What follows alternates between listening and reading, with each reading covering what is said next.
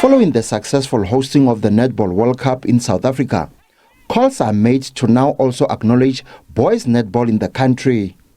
A boys netball coach says the sport continues to grow in the Northern Cape as more and more young men are playing the sport, but there is lack of recognition and development. My vision of the sport is to see the players grow. I was fortunate enough to be in the SA team last year to go to St. Vincent and the Grenadines by Netball South Africa, which made sure that we made it. I was the first player ever in the province to grow to such heights. And I would love to see the players in the Northern Cape to become one of the SA players in future. That's my vision for it. In the past year, South Africa's men's netball team participated in the Americans Netball Men's Championship hosted by St. Vincent and Grenadines. Jamaica and Barbuda are some of the teams that participated in the event. It's a sport that unites people, and it's a sport that instills discipline to most players.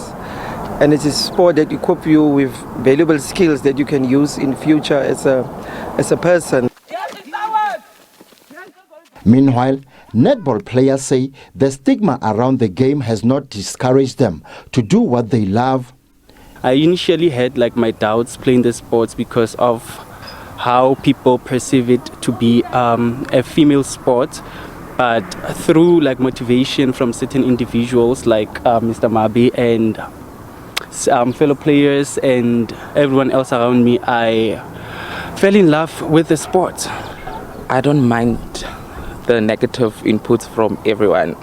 It's a sport that I love, so I always try to speak positive things about it to those individuals who is trying to say it's a female sport.